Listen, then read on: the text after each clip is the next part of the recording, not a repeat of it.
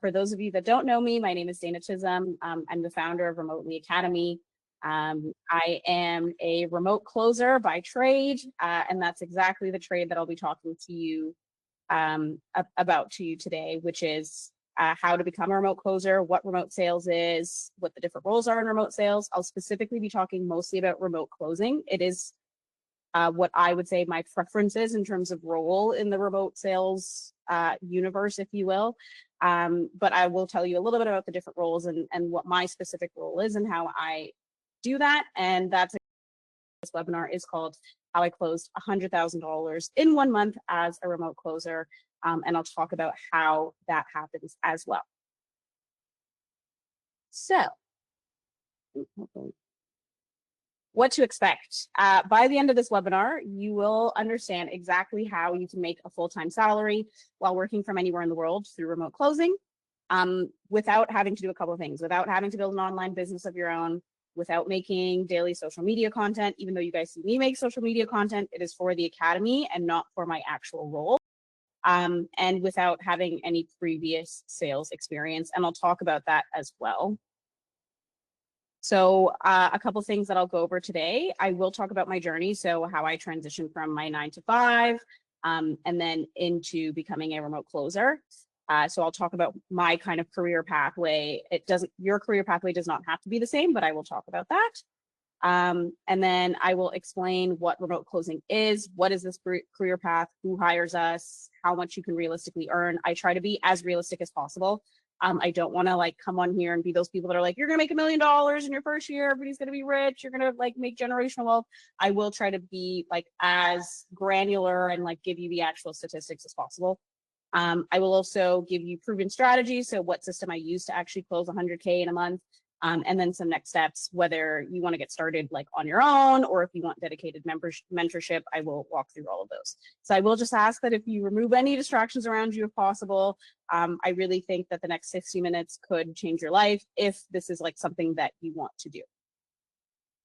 All right, so you can use the hand raise feature. You could literally raise your hand or type it in the chat. Do any of these sound like you?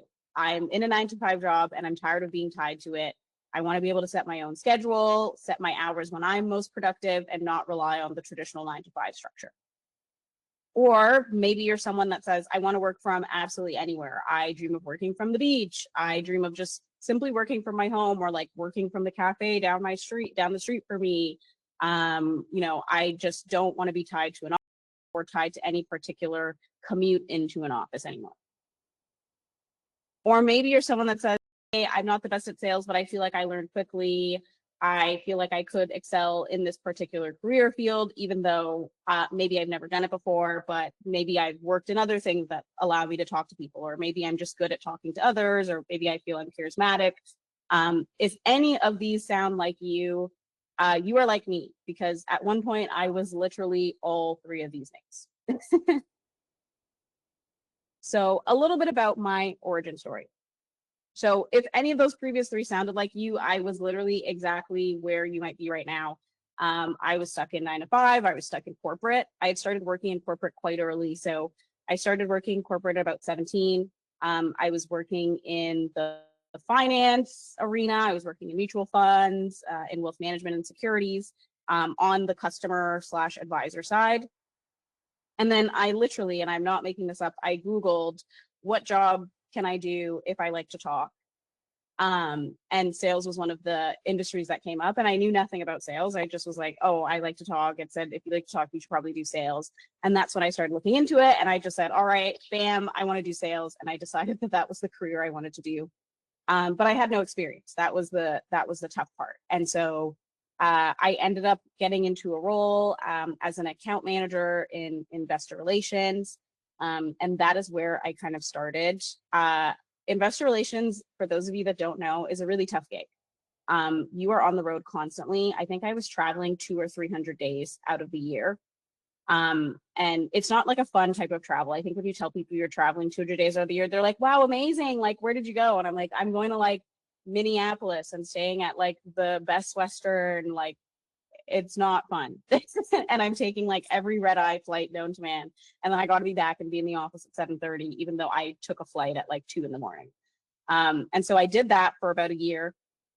And then I transitioned into, I wanted to kind of go further into like the tech side of sales. So you've probably heard tech sales. I feel like that's a buzzword like lately, tech sales, tech sales, tech sales. I got into that. So I started getting into technical recruiting on the sales side. I worked at Kijiji in their sales department as account executive. And I did a bunch of other like sales roles. And then I finally ended up at Shopify, which kind of changed everything for me. So I think the entire time that I was working in sales, I was really looking for the right fit and I just couldn't find it. Which was, I liked what I did. I liked the selling part, but I was incredibly stressed out all the time, like to the point where I actually started losing hair. I still have like my first gray hair that popped up like in my 20s was because I did a role that was so stressful. Like it literally caused me to start going gray. I broke out, my entire face broke out. It was so bad I had to go to a dermatologist and they essentially told me that I needed to chill out. And I was like, well, my job doesn't allow for that. And so I ended up doing a bunch of these roles where I was either commuting to an office, sometimes basically 3 hours of my day was spent on a bus or train going to my office and back. And then I was working just an insane number of hours for what felt like not enough commission based on how much work I was putting in. And then a lot of these jobs, I was like traveling back and forth sometimes to physically go see my clients. So in Kijiji, I was traveling back and forth to Montreal. It was highly stressful. So what changed when I got to Shopify? First of all, Shopify was fully remote. I have worked fully remote roles before, but Shopify was fully remote in a way that I had a great manager that allowed me to kind of start setting my own hours. There were still limitations because the organization itself was like not in favor of you doing certain things, or like they did want to control kind of how much you spent working with them. So there was a lot of great perks to the job, which people were excited about when I told them. They'd be like, oh my God, like you get all this cool stuff and they give you money and like they give you all these things. And I'm like, yeah, it's to distract from the fact that you're so stressed that you spend so much of your life, so much of your time invested in work. There is no off. I was constantly on. I'm always checking my emails. I was starting to hear, I don't know if any of you can identify with this, but I was starting to hear the Microsoft Teams notification in my sleep. Like I was hearing the sound in my sleep and I would wake up thinking that I missed a notification. I was starting to hear the Slack notifications in my ear. Like I would hear it in my head, even though nobody was messaging me at the time. And so that was actually where I met my manager who had hired me at Shopify. He was building an online business. He is a really, really big creator on LinkedIn. And he had started building out this really big business. And I just realized I had met someone special. And, you know, he had recognized, I guess, the sales talent in me as well. And we had developed this relationship. And so after he left to go full-time in his business, because it was already doing quite well and it was really taking off, I was like, okay, how do I get into that arena? But I don't think I had the like entrepreneurship chip in me, so to speak. And entrepreneurship is a really tough endeavor. And so I was like, okay, like maybe I can do sales for them. And so I told him, I was like, listen, if you have anything, like let me know, I'll come and close for you. And so they had a previous business. There was a group of them in this business. And they brought me on basically as the business was closing down. And they were like, listen, we want to like sell out our last cohorts. Like we need you to come in and take meetings. I did 3 days worth of meetings. I closed $30,000 in 3 days and I took a 10% commission. So I walked away with $3,000 in 3 days. And so that is an example of like remote closing is very much what you make it. If you have the want, if you have the drive, if you are someone that's willing to learn to constantly improve, it can be something that is very, very lucrative. And so that was kind of my first taste of remote closing. And I was like, oh, this is what I want to do. Something where I can do it from anywhere. I'm not tied to an office. My business is my own in the sense that I close what I want to close. So if I'm not working, okay, I'm not working. But when I'm on, I can close what I want to close. And then that's my money. I'm not having to go, okay, here's the commission structure this quarter. And maybe we'll give you some money out of all the money you gave us. You know, I've made millions of dollars for all the companies that I've worked for. I've made less than a fraction of the revenue that I brought in for these businesses. And so I like remote closing because it is very like, it's in your face in the sense of, okay, if I make 10% on a deal, I make 10% on a deal. And that's it. There's no like the company's going, oh, well, this quarter, like maybe we can, and maybe we can do this, and maybe we'll take this deal, and oh, maybe this deal doesn't belong to you.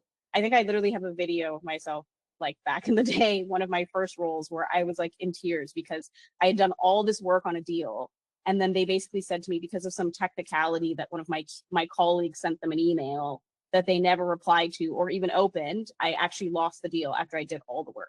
And it was really, really frustrating. And that was something that happened to me time and time and time again over the course of my career. So after that, I got into remote closing full time. So it's actually what I do currently. So I know sometimes people have like webinars and they'll be like, here's how to do a thing that I no longer do. Like I'm in my business. I don't even do this anymore. I want to tell you this is something I literally do. It was something I was doing on Thursday. I was literally taking meetings and remote closing. I remote close for an online business, for a creator. I take meetings on their behalf for their offers, and I close on those offers. And then I take a percentage of commission from that close that I make.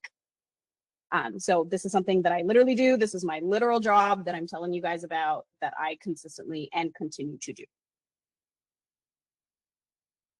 How do I switch my slide? So what does my life look like now? This is why I like remote closing. That picture at the top is actually recent. This winter, I spent about 2.5 months in Mexico. I was working fully remote from Mexico because I'm a remote closer and can work where I want. And there's nobody to tell me like, oh, well, maybe you need to get approval from the team first and your manager and the IT team and this team. As long as it's a country that has a strong Wi-Fi connection, you can work from there. And so I was in Mexico, I was working, I would literally, because I set my own hours, I would literally like schedule it out where I would like go to the beach in the morning and then have my calls like in the afternoon, or vice versa. I would do like my calls in the morning and then like spend my lunch or afternoon at the beach. And then also I only work about 3 days a week as a closer in the business. So I work like Tuesday, Wednesday, Thursday. So I essentially have like, I guess you could call it a long weekend every weekend. So my Fridays are free to have beach day or go to restaurants or sit in a cafe and I don't know, stare at the stars. Like you can choose what you want to do with your schedule. And so that's what I do. So I do have location freedom. I've worked from 4 countries in the past year. I choose my destinations based on really personal preference. I wanted to go to Mexico because I heard great things and I'd never been before. And so that's why I went there. I went to Austin, Texas, which was really fun, and ate a lot of barbecue. Like you get to kind of pick what just happens to suit you versus like you're going for work, which I used to do a lot and I really didn't like. Traveling back and forth to Montreal and Quebec City like all the time and never getting to go anywhere else was not it for me. And so now I have the location freedom to choose to work from where I want. Financial independence, that's another important one. I work less now than I've like ever worked in my career, and yet I still make more money than I ever really did in my career.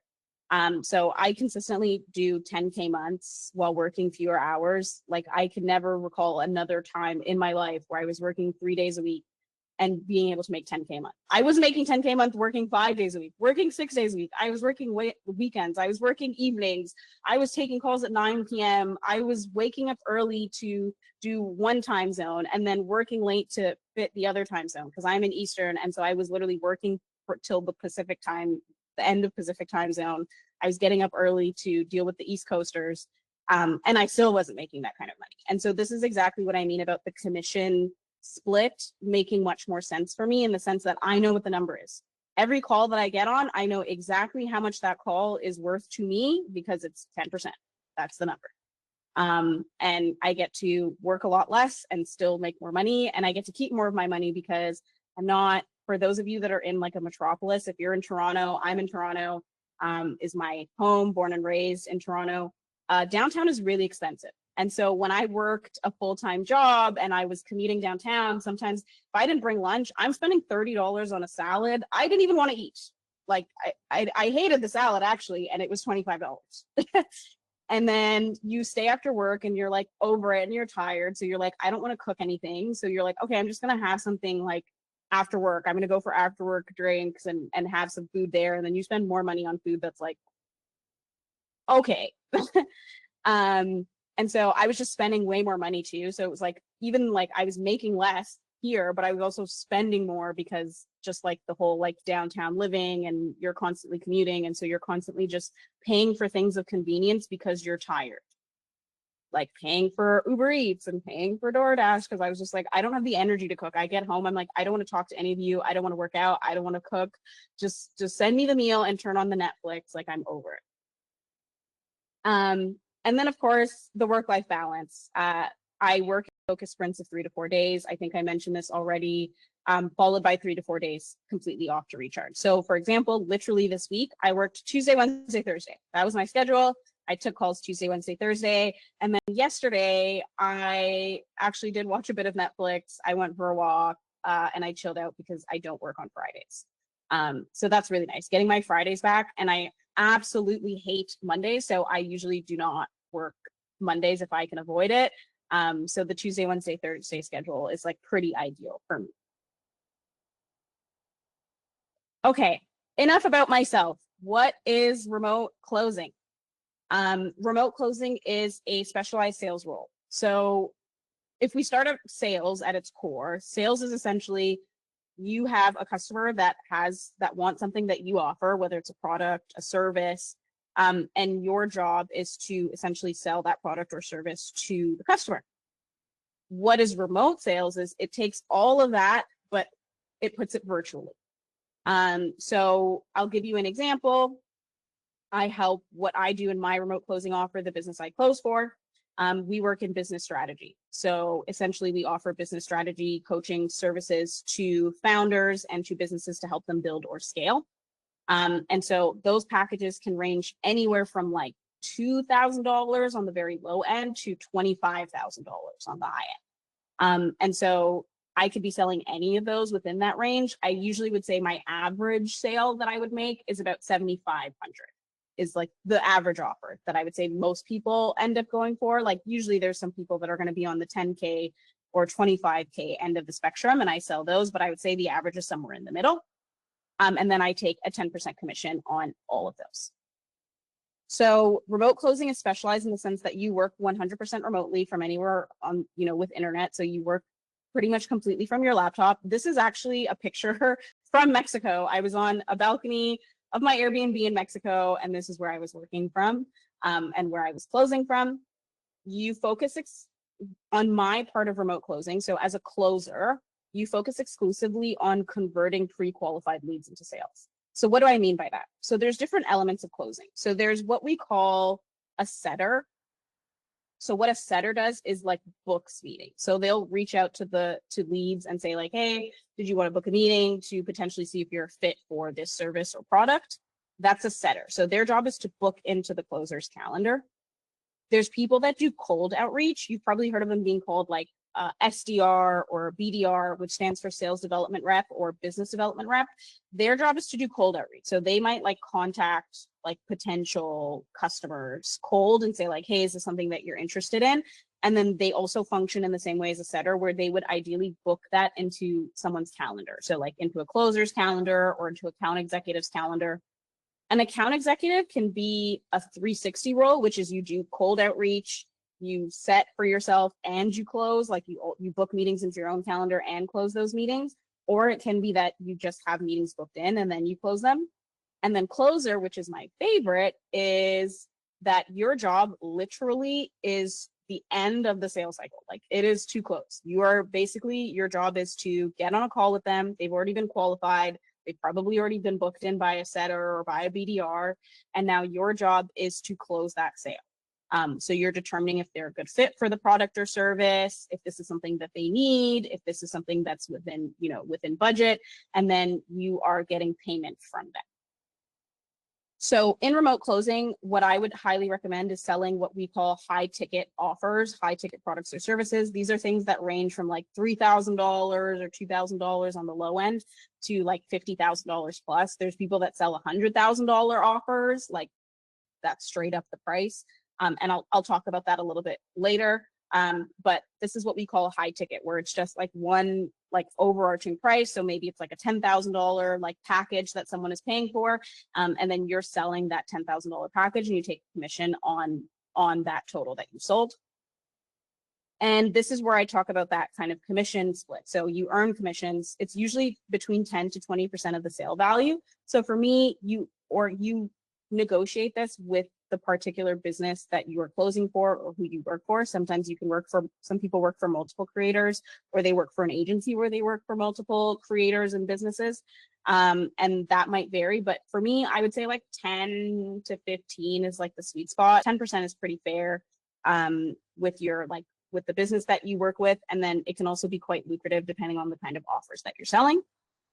And what I like about remote closing is you skip the prospecting and lead generation aspects. So as someone who came from traditional sales roles, I can tell you I hate cold calling. It is like my number one. I hate it. I literally hate it.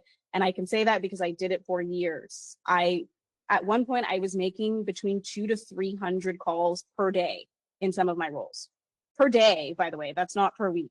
Like some people say 200 calls a week. I was making 200 calls a day when I worked in investor relations, calling brokers, calling brokerages, calling investment advisors, calling people in the financial community to get them to show up to roadshows with companies that I was working with that were about to go public on the stock exchange. And so I was doing that day in, day out, and then traveling with these companies. I hated it. I got hung up on all the time, it's not fun. It's really demoralizing after a while when you get hung up on all the time, when you get people that are just like, I don't know what you're trying to sell me, pitch me, blah, blah, blah. Like, I'm not interested. Sometimes people are downright rude to you. It's a lot. And so I like that I no longer have to do prospecting. I like that I no longer have to do like lead generation, like looking for potential customers. The people that meet with me are people that have already engaged with the business in some way and are interested in what we have to offer. So they have either booked the meeting or BDR has booked the meeting because they're like, I am actually interested in this service or product. And so now my job is just to determine if we both are a fit for each other and then to close the sale.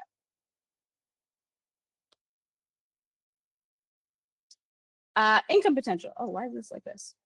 Income potential. Okay, here we go.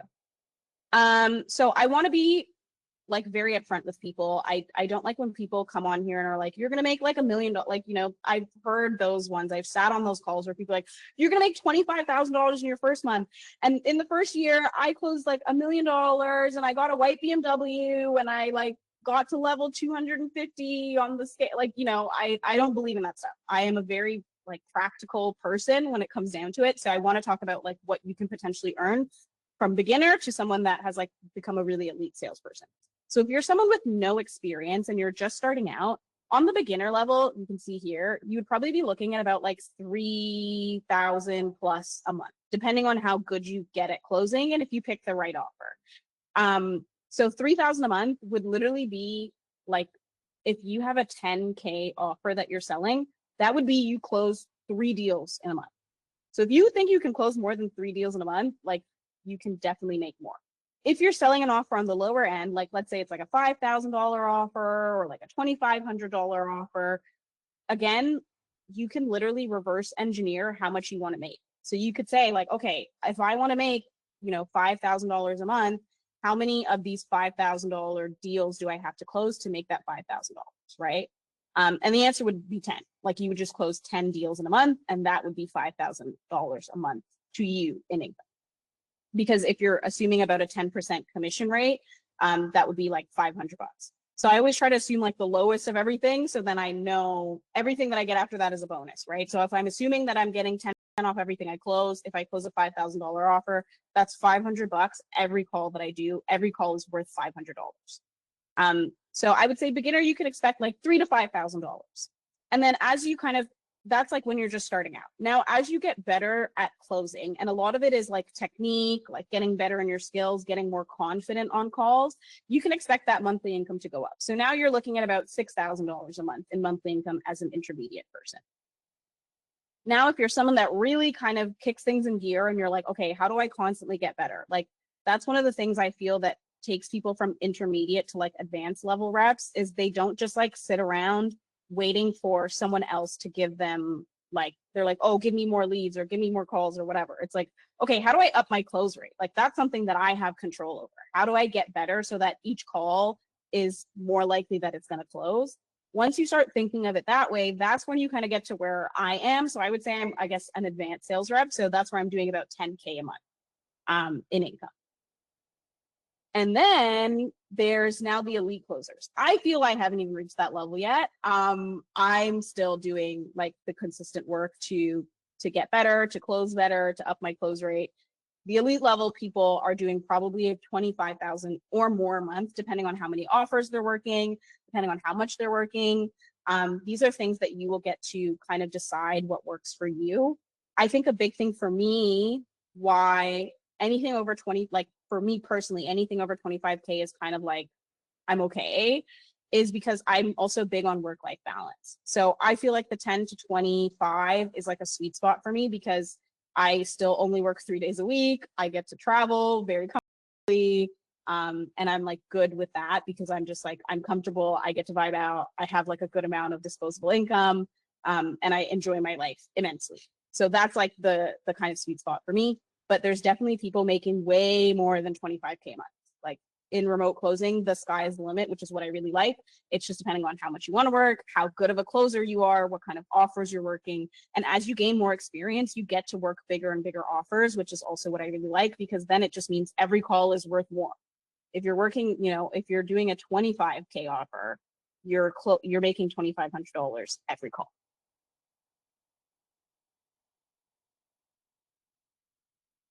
All right, so who hires remote closers?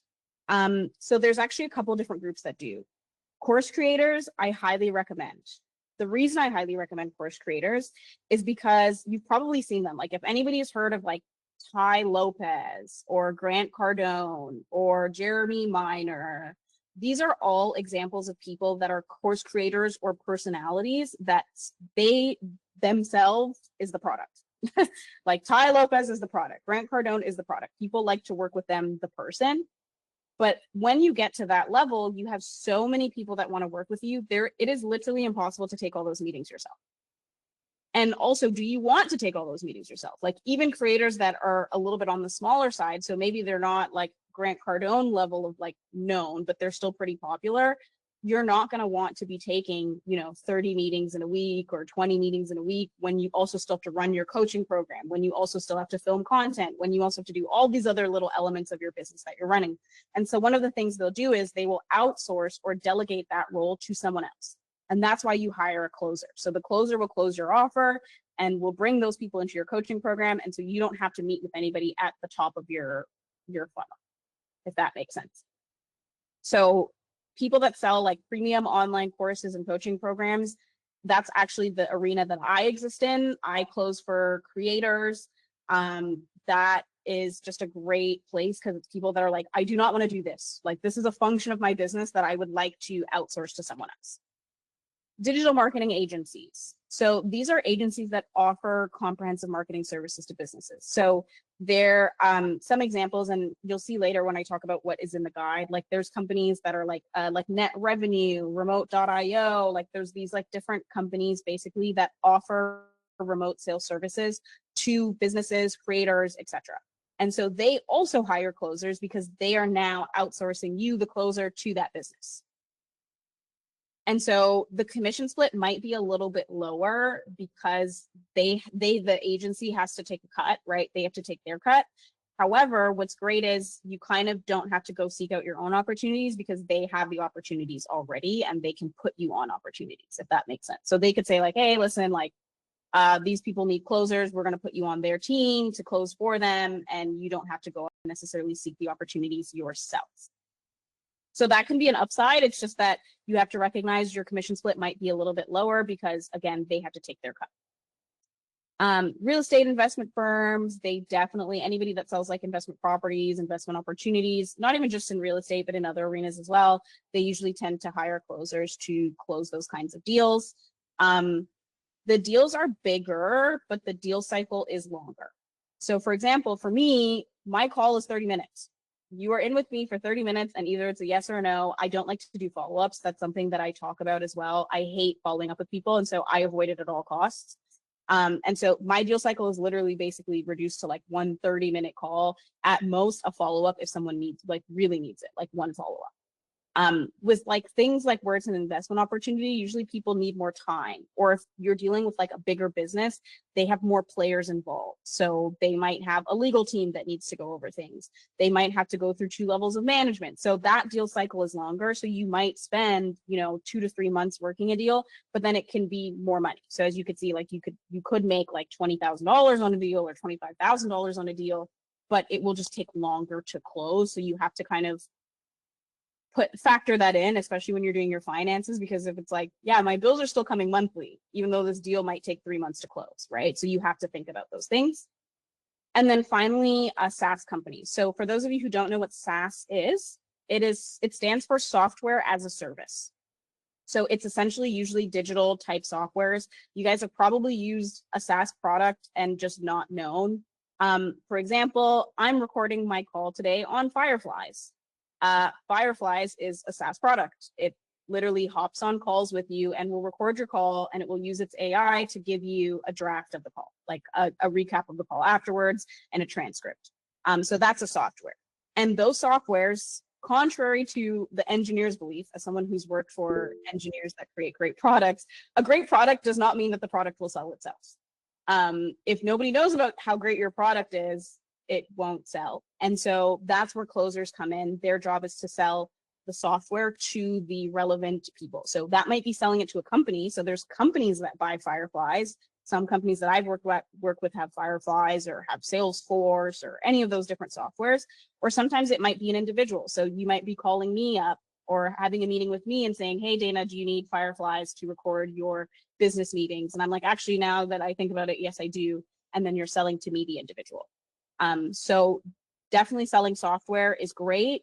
My number one recommendation if you're selling software is know your product. Know your product and know it well. Because the biggest thing with people is you need to be able to communicate why it would benefit them.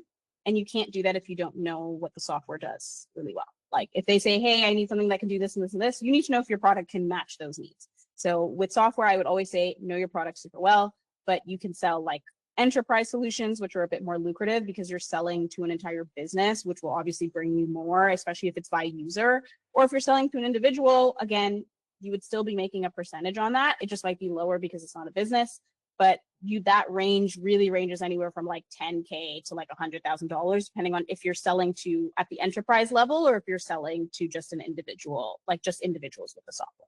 So I've done both ends of the spectrum. I've sold software where I'm selling into a business that has 1,000 employees and that makes a lot of money. And I've sold software where it's like literally I'm calling up like one individual and it's an individual by individual basis. So you can still make money either way. Hopefully I'm not missing anybody in the chat if you guys were asking me things. What are the benefits of remote closing versus traditional sales? So traditional sales tends to be office-based or territory-bound.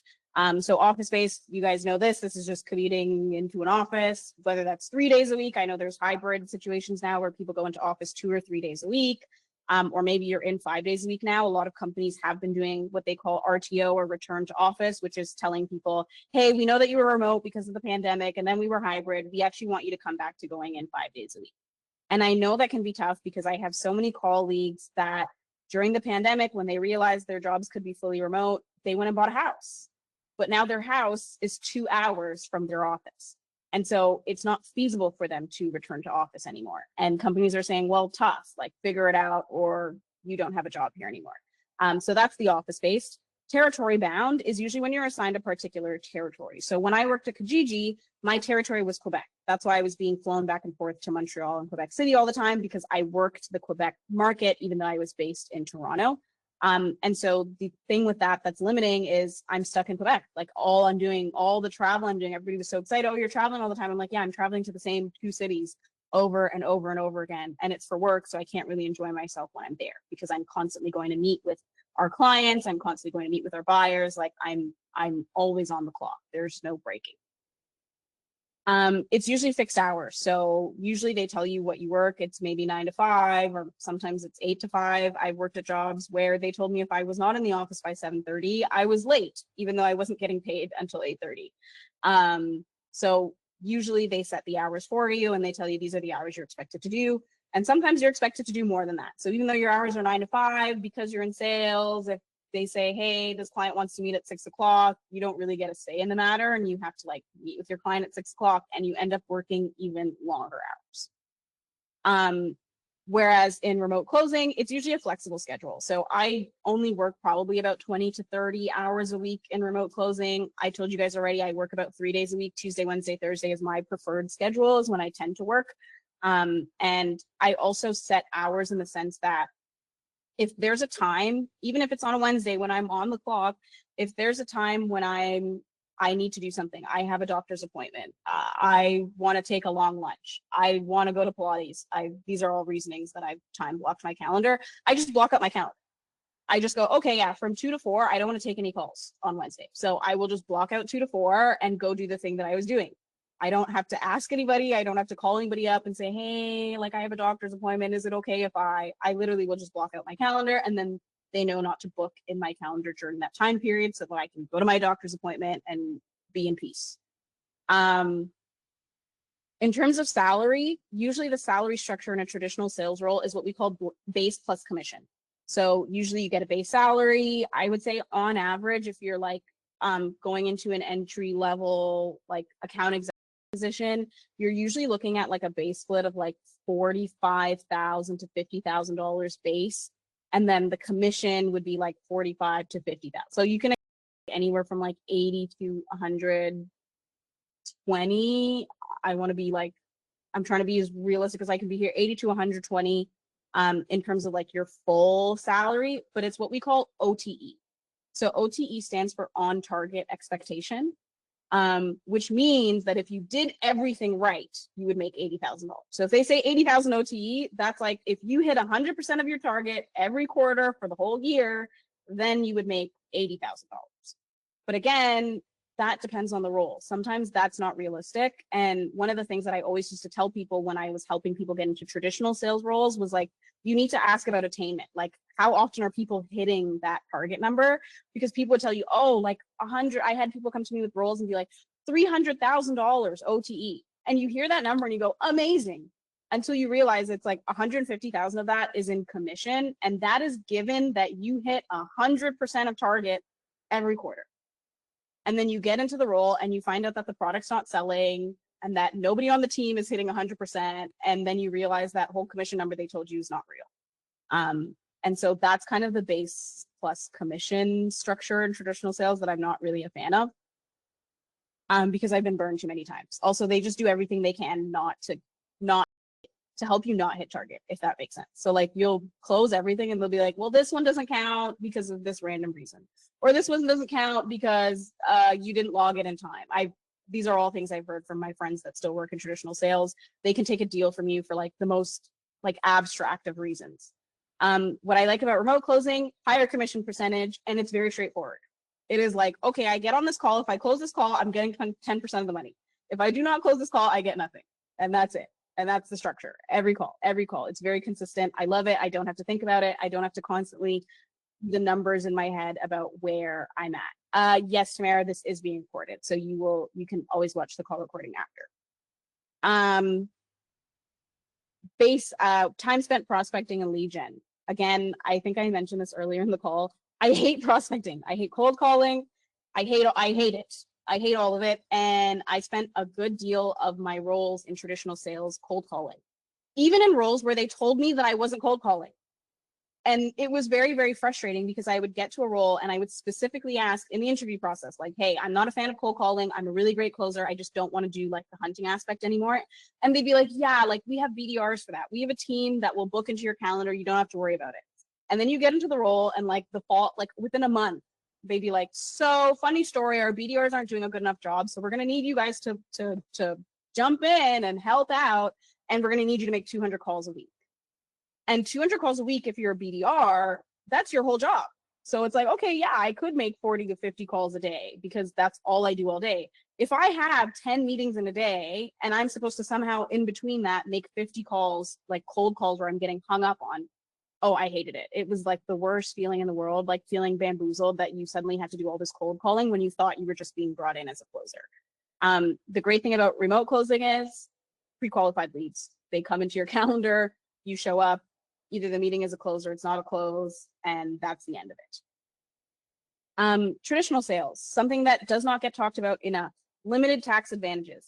In traditional sales role, you are an employee, right? So you're gonna pay employee taxes. If you live somewhere like Canada, you're gonna pay a lot in employee taxes. So you're gonna pay 30% on your income for the most part, like about 30%, plus obviously like your CPP, EI contributions, etc. So you're gonna take a big chunk out. You're gonna take home less. But then if you're someone, for all of those of you who have never been in a commission role and you live in Canada, I can't speak for the States and other places, but I know for Canada, you pay 45% in tax on all commissions. I just want you guys to know that. So sometimes when I would be getting these big checks, I'd be so excited because I'd be like, oh my God, I made $30,000 in commission this quarter. And they were like, that's funny. The government actually made $15,000 on your commission this quarter. And so you would get the check and it would be so much smaller than you were expecting. And it would just hurt my heart every time because I was giving up so much of it to the government in tax. I'm just paying 45% every time, every commission check, I'm paying 45% to the government. And that's a real thing. You can look it up. I don't know what it is in the States, but I know here in Canada, we pay a lot of tax on commissions. In remote closing, that is not the case. The reason being is you are a business that is contracted to another business to close for them. That is my preferred structure. It is usually the structure that I follow. So I am a corporation. So I am Dana Incorporated. I am contracted to this business for sales services. Everything that I close is now business income. That is not personal income. That is business income. And the great thing about business income is write-offs, okay? I write off everything that I typically would have used in my job that I wasn't able to write off before. My phone, because I have to call and follow up with leads. That is a write-off. My internet, because that is what allows me to do my job. That is a write-off. My little home, I can't show you guys right now, but my little home office setup, this is a write-off. A portion of my rent is written off because it is my office space as well. So those are some of the just the tax advantages. And you also pay a lower tax rate because you're a business and not an individual. So you don't pay the individual tax rate, you pay the corporate tax rate, which is markedly less.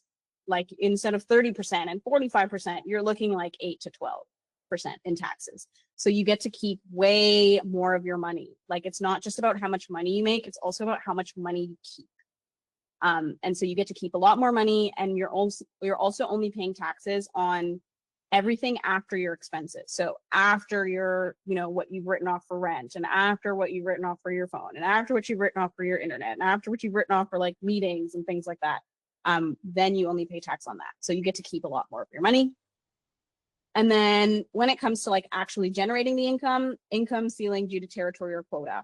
So usually they tell you that there's unlimited income potential in a traditional sales role. There usually is a ceiling. And you'll know you've hit it if you're like a really successful sales rep. You'll know you've hit it when you have a really successful month and they like pull you into a meeting. And they're like, so we got to talk about why this deal is not yours. And we got to talk about why this deal is not yours. And then they'll talk about how like you hit an accelerator, but they can't give you all the money. And there's just all this bureaucracy that goes into them, like trying to not pay you as much as they can. And so you'll hear uncapped commission. There is a cap. You just don't know what the number is. I promise you that. There is a cap on the commission. You just don't know what the number is. And you'll know when you've hit it because they will make it a really, really big problem. And then also, if you work in a territory where you're not allowed to work outside of that territory, you can only build as much as is available in that territory. And then there's nothing that you can do. If I've fully exhausted Quebec, there's nothing I can do because there's nothing past Quebec for me because that is the territory I'm assigned. Or some places give you a book of business. So I worked where I had a book of business, like 1,000 businesses. I cannot outreach anybody past those 1,000 businesses, and I can't close anybody outside of those businesses that are in my book of business. So there is a ceiling in terms of income. Remote closing, unlimited income potential. As long as there's leads coming in, there's a limited amount of opportunities for you to make money. If you get really, really good at closing, you can make a lot of money. It's really that straightforward. I have plenty of meetings that come into my calendar. I'm always booked and busy. And then it's really just up to me to close the business and make my commission. And there's nothing stopping me from doing that. I keep forgetting to click on this thing. Okay, so I'm going to go through these really quickly because I do want to give you guys time to ask me questions. What are some of the keys to getting into remote sales properly? Key number one is finding the right offer. You want a business that has constant lead flow. So ideally, if they're making like 30 plus qualified leads, like coming in a month to you, that would be a great business to work for. So these are some of the things that you want to ask when looking at businesses that you're potentially looking to work for, creators that you're potentially looking to work for. Like, what's the lead flow like? How many leads are coming in a month? Because that also kind of gives you an idea of about how many chances you have to close business and make money. And you need to know that. Because if someone's only getting 2 or 3 leads a month, that means there's only 2 or 3 meetings for you to close, which means you can't hit that $3,000, $5,000, $10,000 a month number off of 3 leads, right? So you need to know that number. You need to know what their lead generation is like. So you also want to be asking about like how they're qualifying leads, because you want people that are genuinely interested. You don't want to just have a bunch of meetings where people are like, I have no idea what this is. I just took the meeting because somebody called me, right? You don't want that. So you want to make sure that these are leads that are being qualified. So for example, in the business that I close for, leads come through like a pretty strong funnel where they already have a pretty good idea of what they're being offered before they ever meet with me. So they've probably been on an hour-long webinar where they like know exactly what they're like, what we would work with them on or what we would help them do.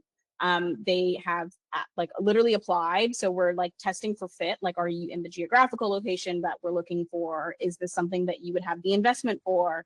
And then they've probably also seen a program overview before they've ever met with me. So they've literally gone through 3 entire steps that like you would have stopped if you weren't someone that was interested in.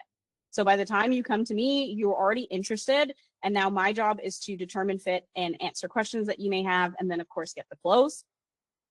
You want to work with brands that have brand authority. So that's a big one.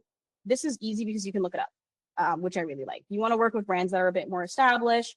It's not to say that you can't work with a less established brand. It's just that it's going to be a bit more difficult because they don't have the same brand authority. So for example, I work with a creator that's pretty big. People recognize him by name. So it's a little bit easier when I get on meetings because they're like, oh, I've always wanted to work with him, or I've followed him for a while. Like this is someone I wanted to work with, or I've heard about, those are kind of brands that you would ideally be looking to work with because they already have credibility and social proof. And then you want to look at the value prop. So what are they offering? Again, I would say I like to stay in the like 2 to 25K range. Even 2 for me is kind of on the low end now. I would say on average, I work like really within like 5,000 to 25,000. And that's great because it just means that every call is more valuable. So it's like at minimum, if I'm taking a call, I should be walking away with like $500 or more per call. So that's where that high ticket comes into. You want to really be looking at the high ticket offers because those are the ones where like your time is worth a lot more. And that's what allows you the freedom to do things like work 3 days a week, because it just means that I have a shorter time period, but my time is worth more than somebody that's say working 5 days a week, but each call is only worth like $50. And so that's kind of the what you would be looking for in terms of finding the right offer. Oh, how I close 100K in 1 month. What is the process? Someone just asked me a question. Let me see what he said. How do you create a profile or sell yourself as someone new to sales to attract either an agency or business to hire you as a remote closer? I'll actually get to that. I will talk about that really, really quickly towards the end, like what you can do. So in terms of like the process of closing, there's a couple things that I recommend. The first is master the product.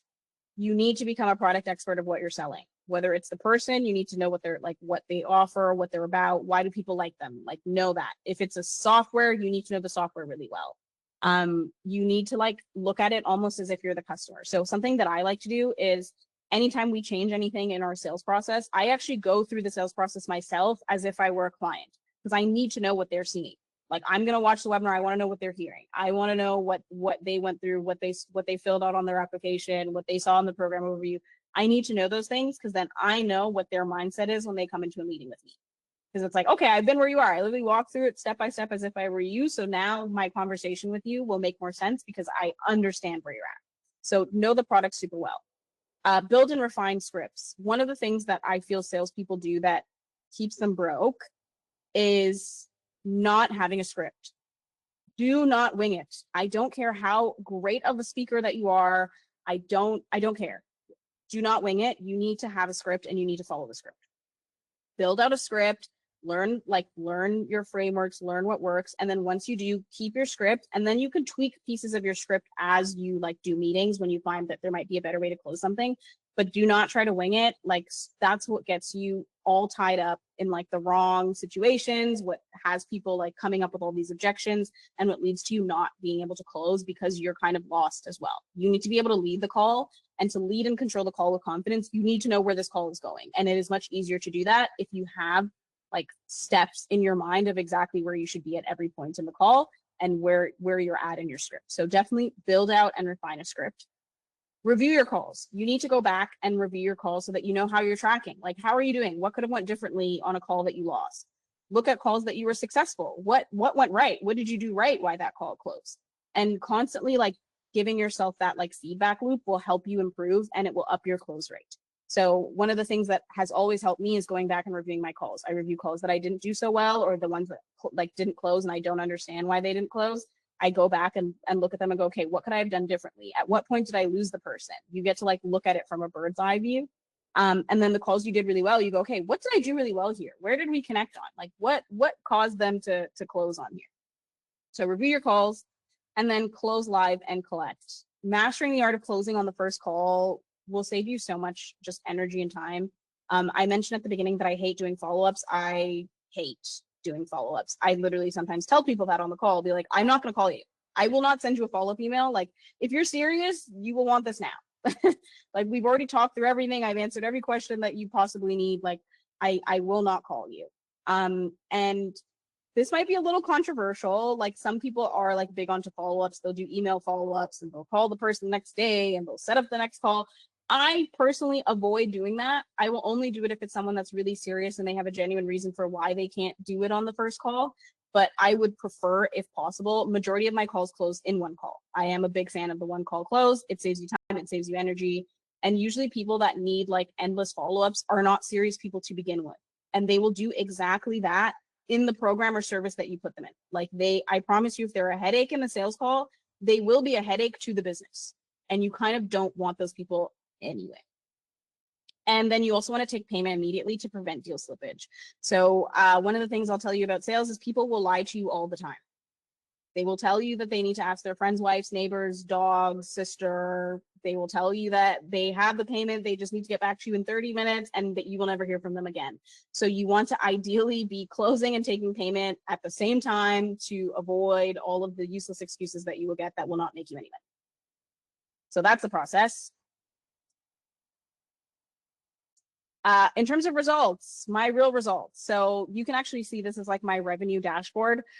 It's empty from December to March because for those of you who don't know me, some of the people on this call do know this, but last year I was in a golf cart accident and I actually spent a couple months like literally in the hospital and then in recovery. If you can see that, broke my arm, broke my forearm, like had serious road rash. And so I literally had to take like about 8 months off of working.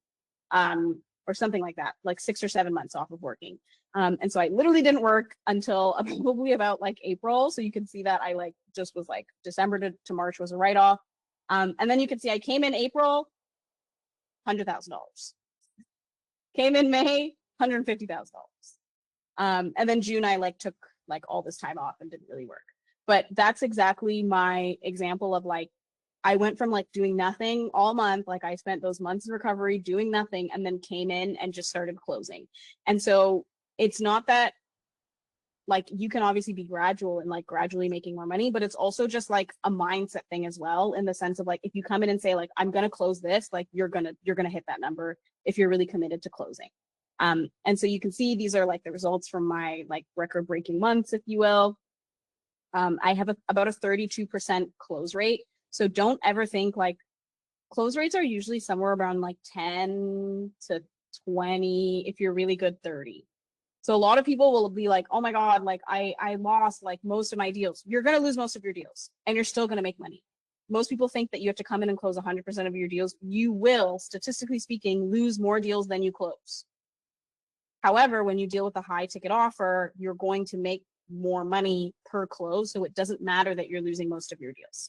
So most things won't close. 30% is actually a pretty high close rate. It's usually somewhere around like 10, 15, 20% of your deals that you're closing. So I always say like of all the deals you're doing, if you had 20 meetings this week, probably like 5 of those meetings are going to close. And that is okay. So what made this possible? My average sale was about 7,500, by the way. So that's how I closed like $100,000 in closes, netted me $10,000 in commission, 10%. What made this possible was not just volume, but efficiency. I did average about 30 to 35 minutes per sales call.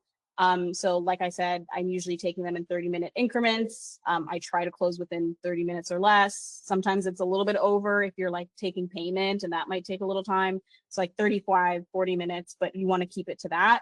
And then I try not to have any follow-ups because that's also what takes up a lot of your time. I just saw another question.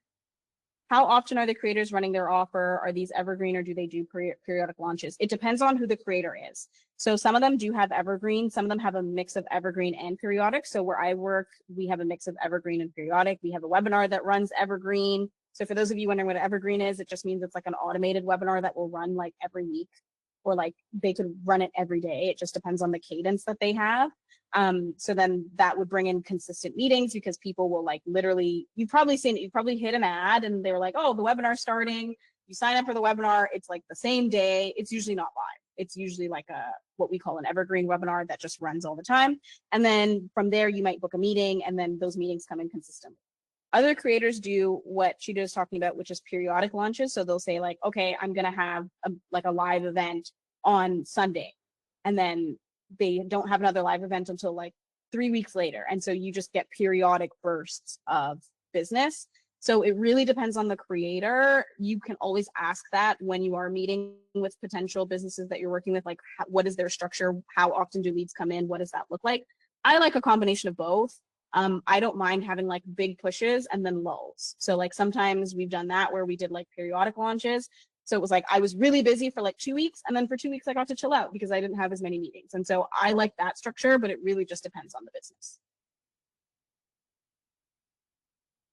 Where to find remote closing opportunities. So after this webinar, for everybody that has attended, I will be sending you a guide that has some specialized job boards for remote closing positions, some LinkedIn search strategies to find companies that are hiring closers, and then a script for cold outreach to potential employers. So if you are trying to get into remote sales and you want to reach out to people to see if they'll hire you, I can give you a script for exactly how to reach out to those potential employers and where to find them. So I'll be sending that out after this call for everybody that's attended, free of charge, just as a thank you for showing up and being invested and giving me your time. So LinkedIn is a great place to search for those things. There's also some other job boards that are really great. And it's all about using LinkedIn effectively. I think a lot of people have like they're like, oh, LinkedIn, like I'm gonna announce my new job. Like LinkedIn is actually really, really valuable if you know how to use it. So I will be sending that out after this call. So from here, there's really two paths forward. There is the self-guided path. If you use what you've learned today, plus the resource guide that I'll send out, this will work well for you if you already have strong sales experience, if you're comfortable with like self-directed like learning and figuring it out, if you have time to experiment, through trial and error, and if you don't like mind a longer time, a bit longer to get up to speed. If you're on that self-guided path, is then we have the accelerated path. So we do have a structured program.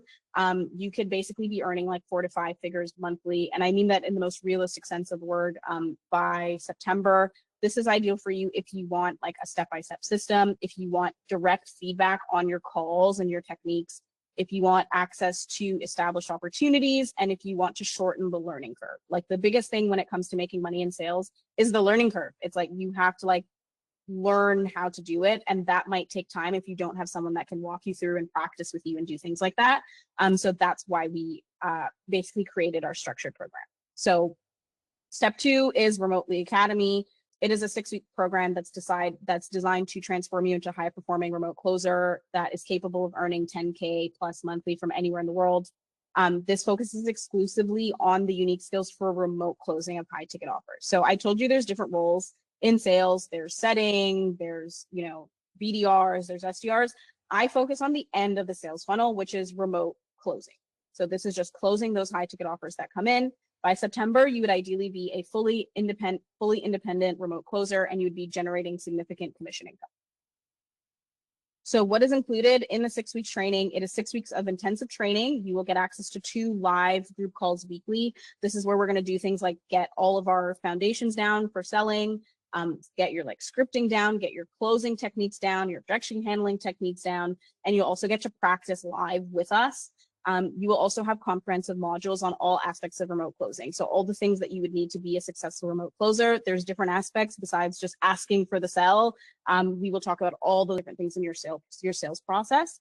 You will get access to practice from us. So you will get a resume template. If you want to become a remote closer and you're new to this and you want to get into it, we'll give you a resume template that works for creators, businesses, and agencies as well.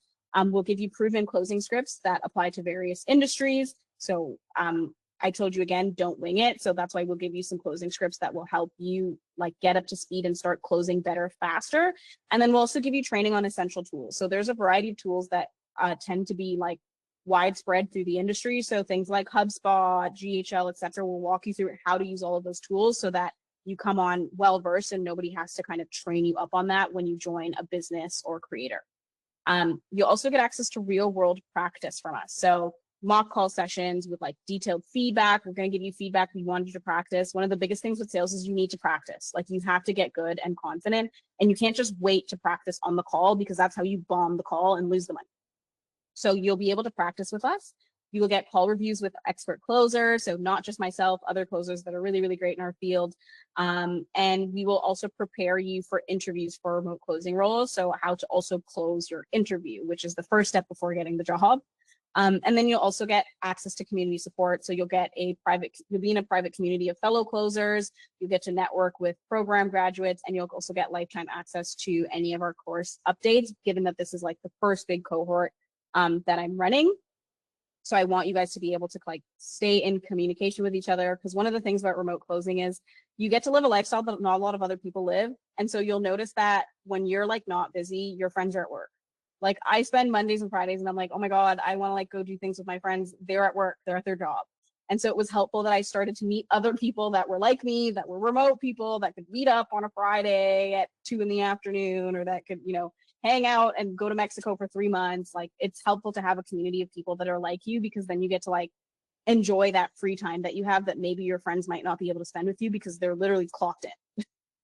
So you will get access to all of that in the program. In order to graduate this program, a couple things have to happen. You need to complete all of your modules and attend or watch the recordings of at least 10 of the 12 live calls. We want to make sure that you're like trained up. That's really important. We want you to submit a resume to us. So I want to see your resume before you graduate the program. I need to know that it's good and ready to be in front of like businesses, creators, etc. And I want you to record a mock sales call for me that I will be reviewing personally. I want to look over it. I want to make sure that you're ready before you graduate the program. And you need to be good in objection handling and closing. So you need to pass basically that entire final assessment with a score of 80% or higher. Otherwise, I'm going to keep you for more practice. That's really what it is. I really, really want to ensure success. The business that I work for, like I mentioned, we work in business strategy. So we have all of these businesses that come to us looking for closers. I've had people literally come to, who is essentially my boss in a very loose sense of the word, he's really cool, and say, hey, where do I get a Dana, right? Like they're looking for more people like me. And I do not want to recommend them someone or refer them somewhere or bring them someone that's not ready. So I want to make sure that you guys are ready before I would ever put you in front of, potential people that might be looking for closers as well. So for the first 5 people that decide to enroll in the program, I will actually add some additional things. So that is, I will be putting in 6 private one-on-one coaching sessions with me. So you will literally be meeting with me in a one-on-one setting. You're going to get personalized feedback from me. You're going to get to practice with me one-on-one, and I'm going to give you like live feedback as you're doing it. You will also get access to 10 of my actual calls. So you'll get to listen to me close, because this is what I do day in and day out. So you'll get to hear my actual call recordings of things that have actually closed. So you can see what that looks like, how you're taking payment, how to sell a 10K offer, how to sell a 5K offer. You'll hear it in real, like my real calls from me. And then you'll also get priority access to opportunities. So you will get first consideration from us when we have our network of creators and founders that are looking for closers. Like I mentioned, they've already been asking. I've literally had people, this was kind of born out of people asking where they can get a Dana. So I was like, why don't I go and create more Danas? So you will get first priority access to those opportunities for the first 5 people that enroll. So 6-week program. There's 5 VIP spots available if that's what you want to do. I'm actually going to put the application link in the chat. If you would like to apply for the program, I don't want to take too much because like I want to make sure that everybody's getting like enough attention and that you guys are really good. So I'm going to try to cap it at just like a small number of people. So if you want to work with me, you can apply there. And in the meantime, I'll answer any questions that you guys may have. Thank you so much for listening as well.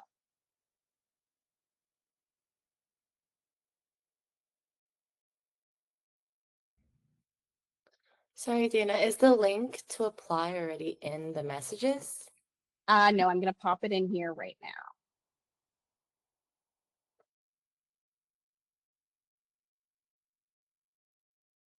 So yeah, I just popped the link in the chat. I'll actually pin it as well if you would like to apply to the program.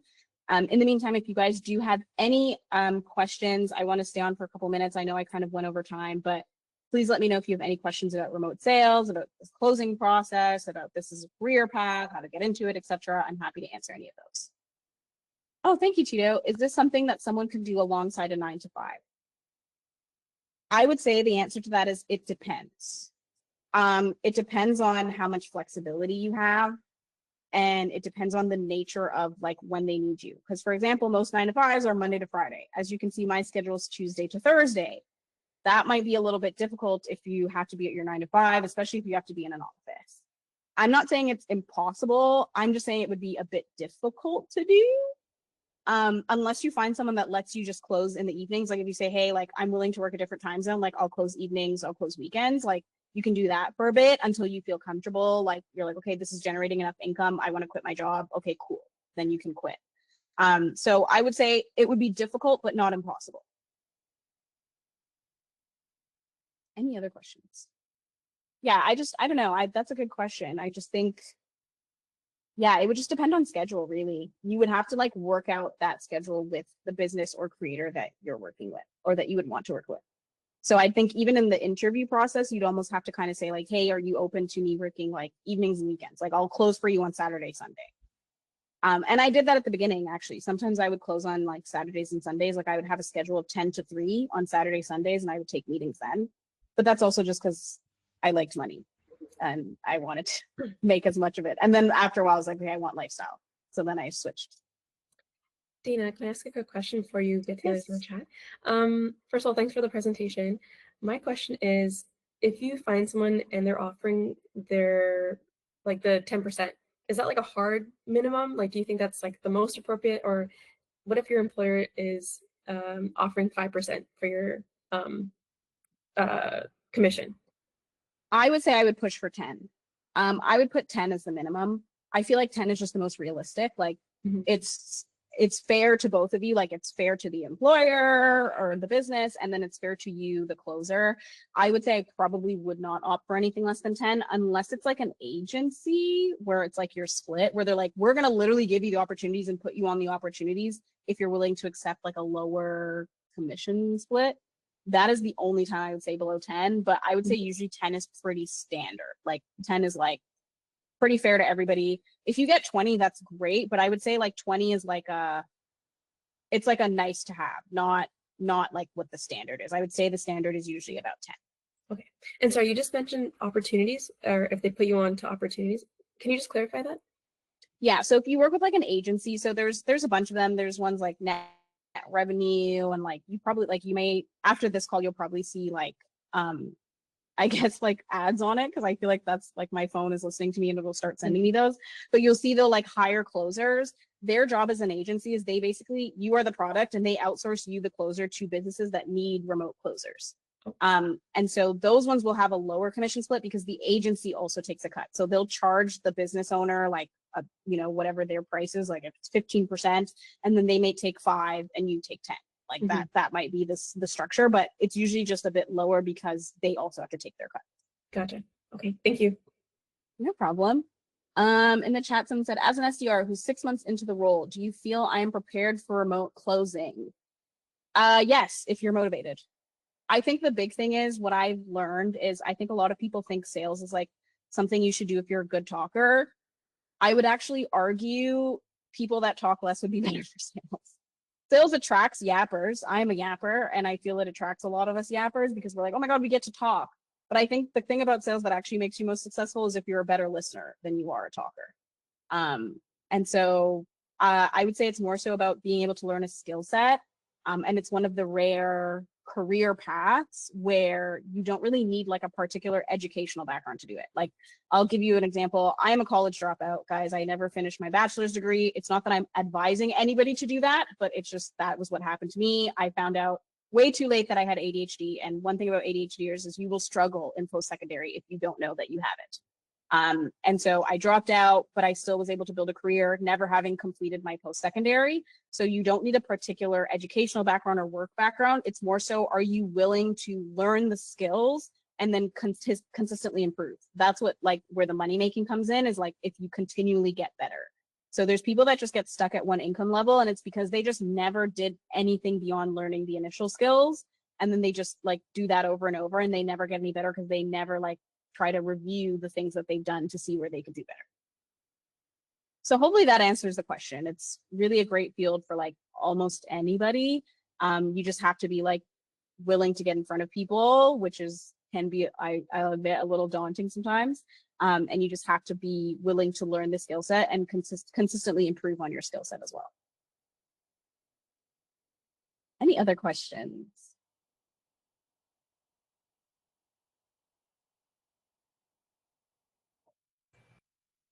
Oh, I have a question. Really Yes. quickly. Like, so even if someone goes through your training program, is it still is there still a preference for people who have some sort of prior sales experience? I'm relatively new to sales. I went through a boot camp to be trained as a BDR, and so I'm job hunting. But I don't know, there is something about closing that I find very appealing, and I wanted to learn the full sales cycle anyway. Yeah. So, like someone like myself who's relatively new to sales, if they train with you, is the prospect good for someone, being open to hiring me, or would they still prefer somebody who has more extensive sales experience?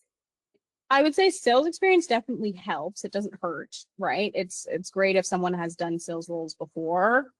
However, I think what people are looking for more so is, are you like adaptable? Like, are you someone that can come in and learn their particular product and sell it? And I'll give you an example.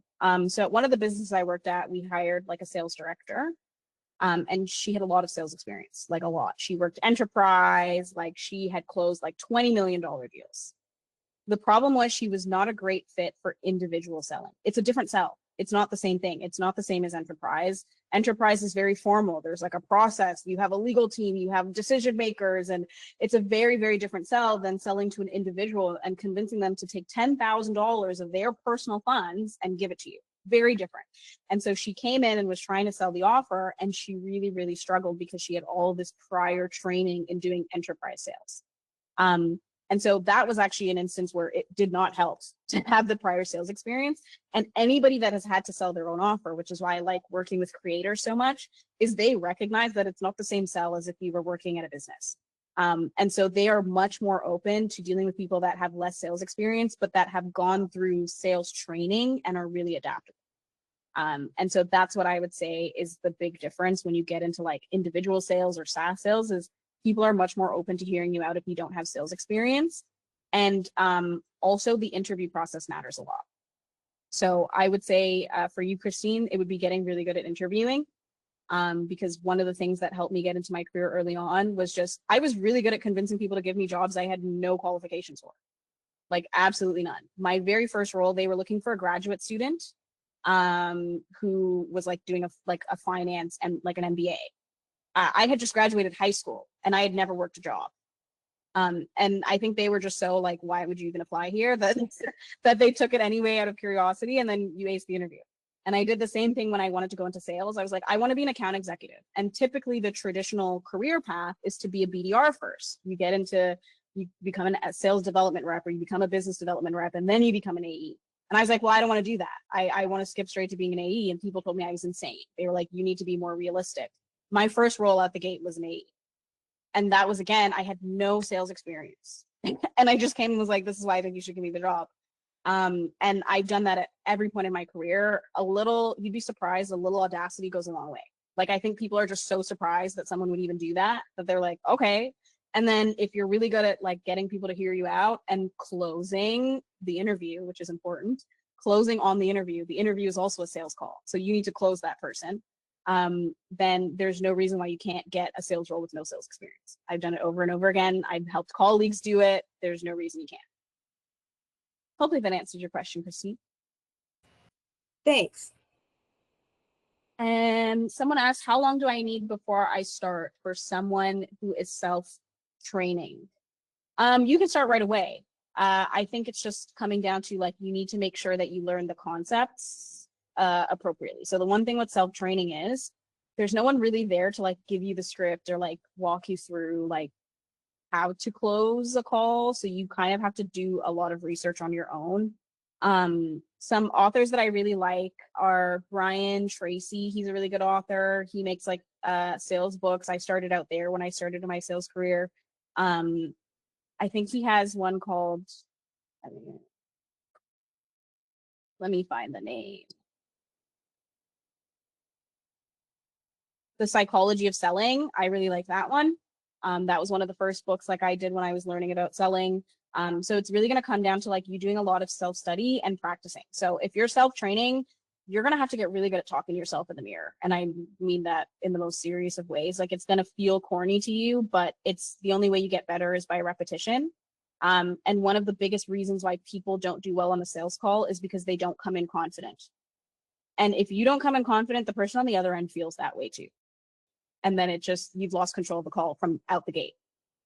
Because you came in kind of going, oh, like, how are you doing? How's the weather? I don't know. Like, oh, okay. Like, maybe if you want to talk about me selling something to you, like maybe, and then you've lost the call because now you don't have confidence in you. So they don't have confidence in you. And so if you're self-training, I would say you definitely need to do some self-study, start with the Psychology of Selling, like get some sales books, start practicing in front of your mirror.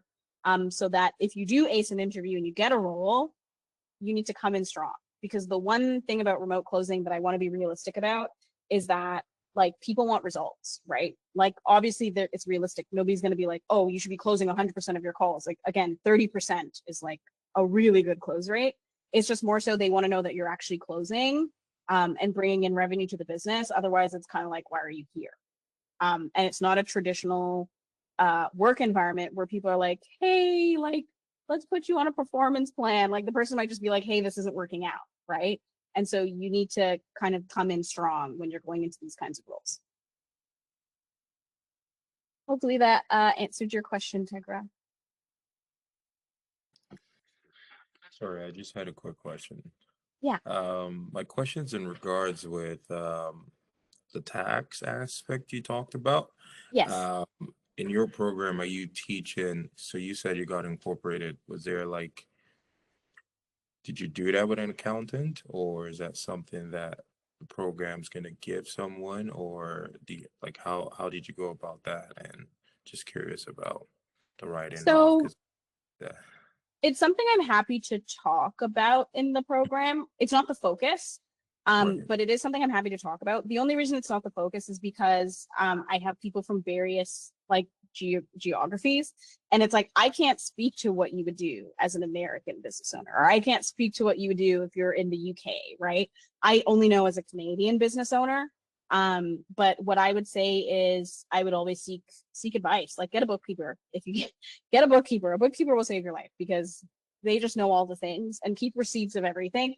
And a bookkeeper will help you organize that. But to even register as a corporation is actually really straightforward, at least in the Canadian side of things, because it's like you just go online and you can register your business. And then once you do that, everything is, for me, is contract based.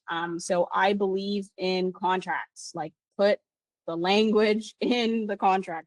So what your commission split is, if it's 10%, do not agree to that verbally. You need to put it in writing and have both of you sign it.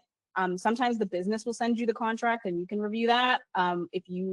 if they don't have one, you can send them one, and basically just agree to all those terms. And it's great because then it's like you are literally contracted to this company as a company.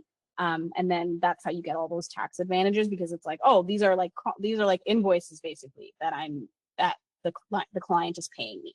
It's no longer I'm making personal income or personal commission. So yes, hire a bookkeeper or an accountant.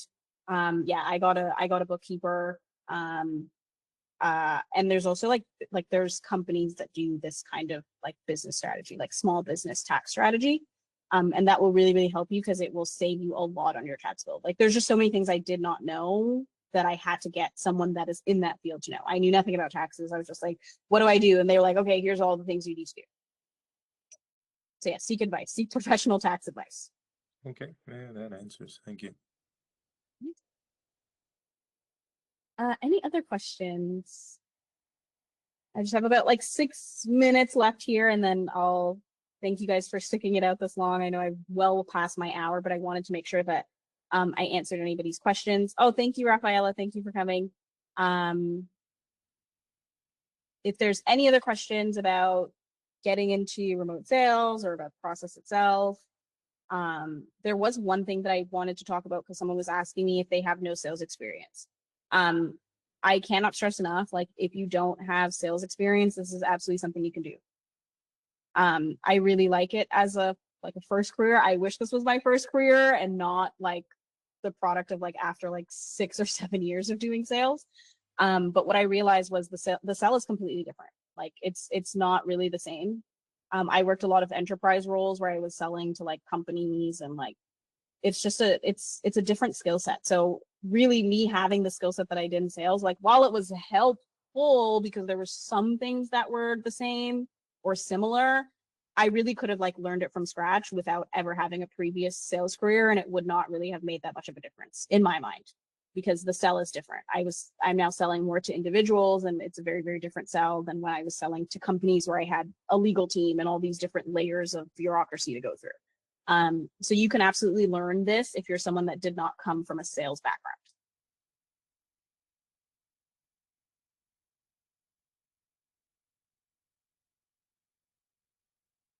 All right, any last burning questions for anybody?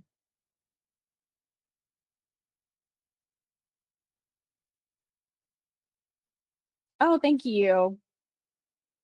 All right, guys, it looks like there's no more questions. So I just wanted to thank you guys all for coming. Thank you for staying on as long as you did. I appreciate it. I did pin the link in the chat if you would like to apply to the program. I'm happy to work with you guys. Like I said, I am keeping it really, really small.